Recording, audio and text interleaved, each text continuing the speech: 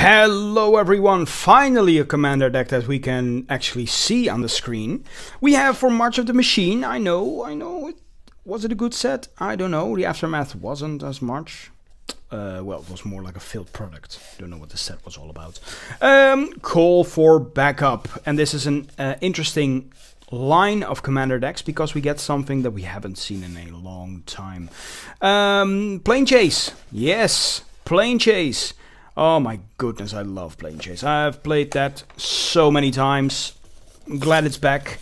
I'm glad I didn't miss out completely on this. Yeah, I got one deck. Maybe there will be more. I don't know. Who knows? How does this even work? Am I opening this the right way? Or is it the wrong way?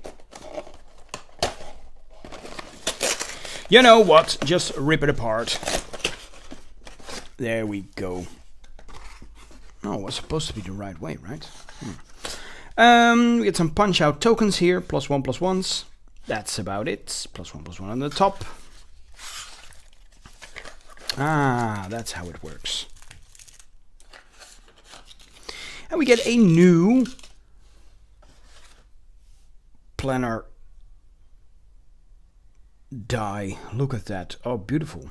It has glitters inside of it, and it has a green logo. It used to have a silver logo, and it's just a black marbled die like that. There were two kind of dies. You also had a dark blue one, if I'm not mistaken. Yeah, I got them somewhere. Somewhere I got them. We get a deck box here, a nice flimsy little deck box in which you can put your cards sleeved. But yeah, I'm not using those. Right, of course we get this one instead of a clicker that we, well, you all know how I feel about that. And a little booklet. Probably what is Plane Chase and what's the deck all about. Let's take a look at our commander here. We get an etched version, a thick etched version for Bright Palm, Soul Awakener. It is a 4-color commander, a 3-color commander, but it costs 4. It's a 4/3 with backup 1. What is backup? When this creature enters the battlefield, put a +1/+1 counter on target creature. If that's another creature, it gains the following ability until end of turn. Whenever this creature attacks, double the number of +1/+1 counters on target creature. That creature can be blocked by creatures with power 2 or less this turn. Very nice, especially the doubling effect. Very cool. I like that. So we have a spirit token, and on the other side we have a treasure token. That's a new kind of treasure to me, but it has the logo of March of the Machines, so it's probably just an older one for you viewers out there. Goblin token and a sliver token. We get slivers in here? Oh, that would be... Oh my goodness.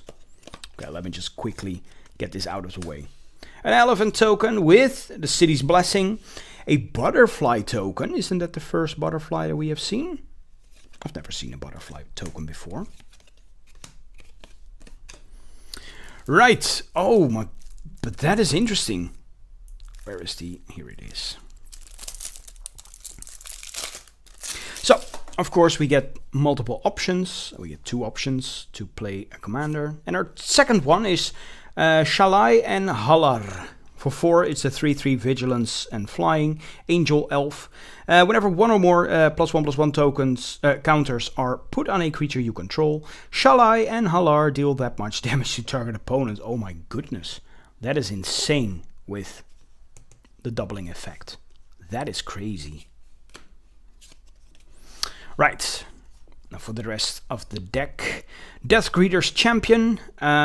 It's a 3-mana 2/1-3, backup 1 double strike. Pretty straightforward. Uncivil Unrest. For 5 we have an enchantment. Non-token creatures you control have Riot. Okay. And if a creature you control with a +1/+1 counter on it would deal damage to a permanent or player, it deals double that damage instead. Wow. Crazy with the Shalai and Halar. That's really some nasty combinations over there. Icar Elixir for 4, it's an artifact, and if you would roll 1 or more planar dice, that's this guy over here. Instead roll that many planar dice plus 1 and ignore 1. Tap to add 2.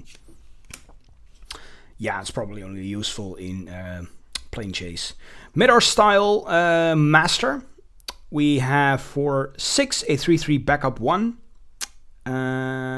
Backup. Oh, right, that's the thing that we were talking about earlier. When this creature attacks, for each attacking modified creature you control, create a tapped and attacking token. That's a copy of target creature. Exile those tokens at end of combat. Guardian Scale Lord for 5. We get a 3/4 backup 1 with flying. Whenever this creature attacks, return target non-land permanent card with mana value X or less from your graveyard to the battlefield, where X is this creature's power. So when it has backup, it says if that's another creature, it gains the following abilities until end of turn. Is flying then? That's a keyword. Is it an ability as well? I mean, this is an ability, of course. And when we saw it with the dash guy, dash came before it. The double strike is afterwards. Yeah, I'm thinking flying will work as well. Correct me if I'm wrong. I think flying will be carried over. I haven't played Magic too long.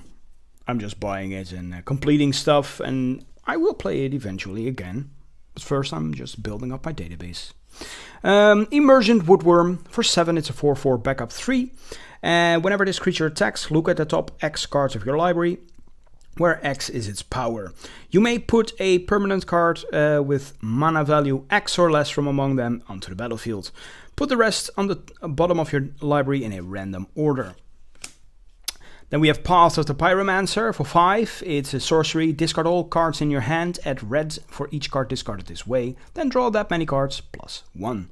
Will of the Planeswalkers. Starting with you, each player votes for Planeswalk or Chaos. If Planeswalk gets more votes, Planeswalk. That's also a thing with Plane Chase, but we'll get into that later. And if Chaos gets more votes or the vote is tied, Chaos and Shoes, and that's also something that we will get into later. Conclave Sledge Captain. For 6, it's a 4/4 backup 1, backup 1, backup 1. Wow. Okay, so it can just give 3 creatures a +1/+1 counter. And then all 3 of those get trample. And whenever this creature deals combat damage to a player, put that many +1/+1 counters on it. It's really all about the +1/+1 counters, isn't it? We get the reprints now. Colonian Hydra. Works with +1/+1 counters. Mikaeus, same stuff. Canopy Vista. We've seen this card so many times now. It's been reprinted to oblivion. I've had the feeling it's in the last couple of decks. Champion of Lamhold, a Cinderglade, did this as well. Basically all the lands and artifacts. Dromoka's Command, Exotic Archer, a Flame Rush Rider, Flame Shadow Conjuring, Forgotten Ancient, Fortified Village, Fury Calm Snarl, Game Trail, Gavany Township, Genesis Hydra, Gyre Sage. We have Heaven and Earth, High Sentinels of Arashin, Incubation Druid, Inscription of Abundance, Ion Storm, Keswick Wolfrun, Krenko the Tin Street Kingpin, Mana Gorger Hydra, Mossfire Valley, Mossword Bridge, Restoration Angel, Rishkar Pima Renegades, Semester's End, Strionic Resonator, nice. I like that reprint. Sungrass Prairie, Sunscorched Regions, Temple of Abandon, Temple of Plenty, Temple of Triumph, Together Forever, Triskelion, Command Tower, Commander Sphere, Cultivate, Evolving Wilds, Fertilid, Fractured Power Stone, Kodama's Reach, Path of Ancestry, Pride Malkin, Return to Nature, Terramorphic Expanse, Wood Elves, Absan Battle Priest, Absan Falconer. What's that then? Alharu Solemn Ritualist. What is he from? Looks like Zendikar, maybe. Arcane Signet, Armorcraft Judge, Brawn, Bradagard Stronghold, Conclave Mentor, Constable of the Realm, Elite Scale Guard, Enduring Scale Lord, Falconwrath Exterminator, Field of Ruin, Generous Gifts, Good Fortune Unicorn, Hamza, the Guardian of Arashin, Hinder Vines, Inspiring Call, a Jungle Shrine, Juniper Order Ranger, Crowsand Verge, Llanowar Reborn, Mindless Automaton, Rogue's Passage, Slurk, the All-Ingesting, Soul Ring, Swords to Plowshares, Temple of the False God, and then we get some basic lands here. We get the plains, the mountains, and the forests. That's it for the deck. Now let's take a look at Commander. And we get a sample collector pack. We'll open that one later. Alright, so yeah. As always, these are oversized cards. I haven't been able to look at... Well, I haven't had the chance. I didn't give myself the chance to look at any of these new Planechase cards yet. So let's take a look at them together. We have Chaotic Ether. When a phenomenon is revealed, yeah, you just have to do what the card says. So at the start of the game, you just shuffle this pile, reveal the top planner card, and just do what it says. If you want to go away, you have to roll the die. The first roll is free. As you can see, that's nothing. When it ends on this symbol here, you planeswalk, so you just basically remove this one, reveal the next one. And if this one is rolled, you will do as the card says. This is Chaos, this is Planeswalk, that's what the other cards are referring to. If you want to roll the die more, you have to pay a cumulative 1. So the first roll after the first free one is costs 1 mana. Oh, Chaos. The next one is 2, 3, etc., etc. Right. Now is that out of the way, and it goes for everyone, these effects. So when you encounter Chaotic Ether, each blank roll on the planner die is a Chaos roll until a player planeswalks away from a plane. Alright, cool. Then planeswalk away from this phenomenon. Interesting. How would that work in this? Because when you encounter Chaotic Ether, each blank roll of the planner die, yeah, okay, so that's okay, but until a player planeswalks away from a plane. Ah, I see. So basically what happens when you encounter this one, each blank roll until someone planeswalks away. So then you just resolve this one, it goes away, but it still counts. Then we go over to Junt. A plane from Alara. So the static ability here is whenever a player casts a creature spell that's red, black, or green, it gains Devour 5. And if you roll the Chaos die, whenever Chaos ensues, create 2 1/1 red goblin creature tokens. Alright, because those in Yunt are used as food. Then, if we planeswalk away again, I have a feeling these are reprints from the old Planechase, like this one as well.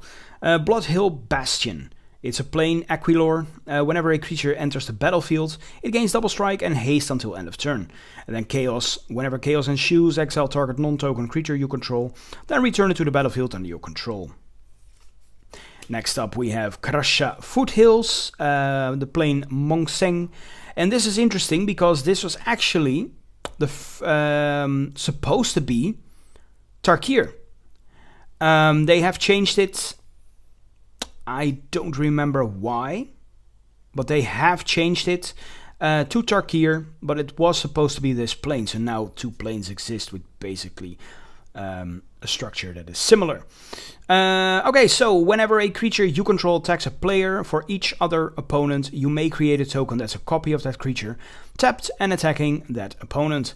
Exile those tokens at the beginning of the next end step. And then Chaos, whenever Chaos ensues, you may sacrifice any number of creatures. If you do, Karasha Foothills deals that much damage to target creature. And I'm 100% certain this is a reprint. Next up, we have the Grove of Dream Pods from Fabashin. When you planeswalk to Grove of the Dream Pods, and at the beginning of your upkeep, reveal cards from the top of your library until you reveal a creature card.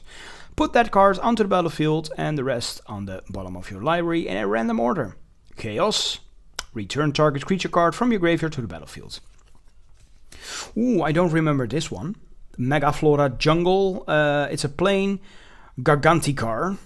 Each creature with mana value 2 or less gets +2/+2. And Chaos created 1/1 green insect creature token. That's a butterfly. That's what the butterfly is for. I love the art on this one. Riptide Island. Haven't seen this one either, so I'm guessing we are now going into the new ones. And this one is, when you planeswalk to Riptide Island, and at the beginning of your upkeep, create 2 1/1 colorless sliver creature tokens. This is where the slivers are for. Of course, Riptide Island, that's where the experiments happened.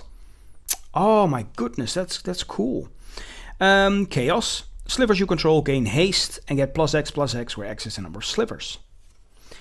Ooh, what's this? Tarkir, the Great Eyrie. When you planeswalk to the Great Eyrie and at the beginning of your upkeep, bolster 3. And when Chaos ensues, choose up to 1 target creature you control and up to 1 target creature an opponent controls. Each of those creatures deal combat damage equal to its toughness to the other. Then we go to Ixalan, the Golden City of Oraska. Ascend. Basically that, so that's what the tokens, the City's Blessing, is for. Whenever 1 or more creatures you control deal combat damage to a player, create a treasure. Then create a card, then draw a card if you have the City's Blessing. Nice. When Chaos ensues, you may put a permanent card from your hand onto the battlefield tapped. And finally we have Towashi, which is from Kamigawa, the Neon Dynasties, of course. Modified creatures you control have trample. And whenever this creature deals combat damage to a player or planeswalker, draw a card. And then for Chaos, distribute 3 +1/+1 counters among 1, 2, or 3 creatures you control. That's nice. That actually works well with Brightpalm, who is from Towashi. Oh my goodness, look at that. Oh, look at that in the background. It's basically this. Is it Towashi? I think so. Yeah. Oh. And we, of course, have this one as well. The March of the Machines Collector Booster Sample Pack. 2 packs. 2 cards, sorry, not 2 packs. 2 cards to explore here.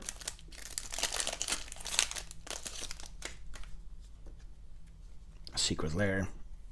Our first card, ooh, nice. Rankle and Torbran. For 5 mana, it's a 3/4, flying first strike haste. And whenever Rankle and Torban deals combat damage to a player or battle, choose any number. Each player creates a treasure token, each player sacrifices a creature. And if a source would deal damage to a player or battle this turn, it deals that much damage +2 instead. I love this. I love this whole style. Beautiful. And for our foil card here, we have Rada. Coalition Warlord. Just an uncommon.